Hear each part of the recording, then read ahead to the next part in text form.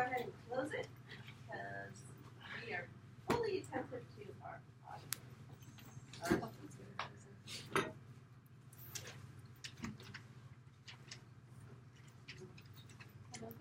Yeah.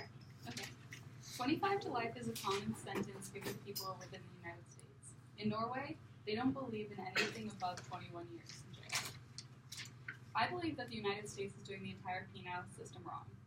I think we need to transition and follow Norway's steps and start to embrace the restorative justice system before it's too late. These photos are courtesy of time, but what do you think they are? A luxury rehab place? A resort? Well, it's none of these. It's actually a prison. Yes, a prison.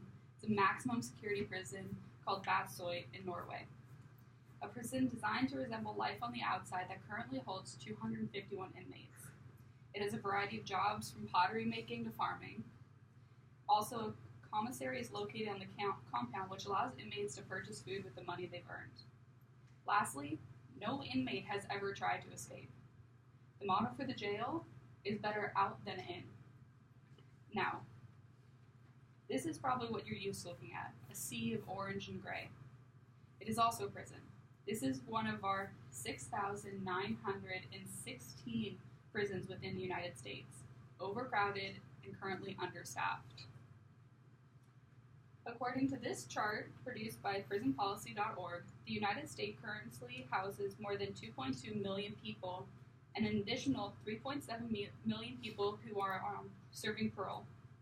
The United States pays roughly $265 billion a year to imprison nearly 7 million people in our penal system. In our eye-boggling 6,916 federal, state, and county jails, which in comparison to Norway's restorative justice system, where only 3,850 people are currently serving time in one of their 38 jails. All this data was gathered by the prisonstudies.org. The reason why we need to act on this now is because human rights are being infringed upon.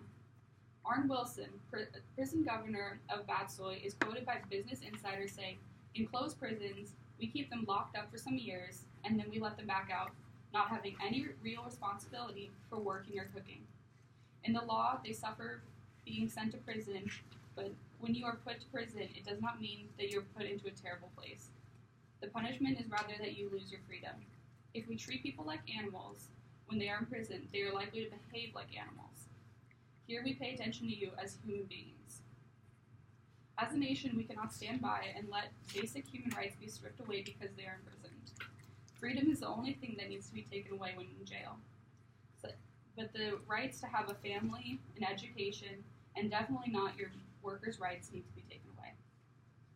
Secondly, public health consequences. Because prisons in the United States are currently so packed, all health issues brought in by new inmates can cause a threat. Not only does one's health deteriorate, but inadequate sanitation, limited access to fresh air, and minimal exercise add to the rapid worsening of one's health. Prisons are not isolated, therefore prison health becomes public health. In addition, detrimental social impact is expected. When in prison, relationships such as marriage, friendship, deteriorate, according to the United Nations Office on Drug and Crime. Mass imprisonment produces a steep social transformation in families and communities. According to the New York Times, the cost of keeping a prisoner behind bars is currently $31,000 in the United States versus $93,000 in Norway. Big jump, right? But if you looked at the rate that they are returned to jail, Norway currently has the lowest return rate with 20%, while the United States is steady at 76.6% of people being returned to jail within 5 years.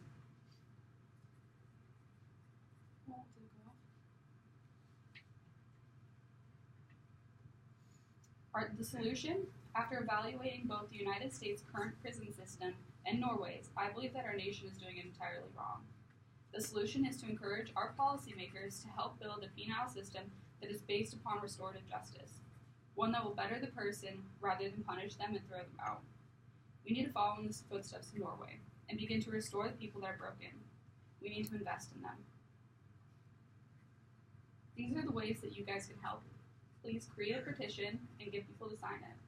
Write to our congressmen and senators, or call them, and talk to it with your friends. You gotta destigmatize the thing that we have already criminalized. Carol Mason, the Assistant Attorney General in charge of the Office of Justice Programs under Obama, states, this whole movement about rethinking about what we do with our criminal justice system is nonpartisan. It's not a conservative issue. It's not a liberal issue. People need to realize it's a people issue.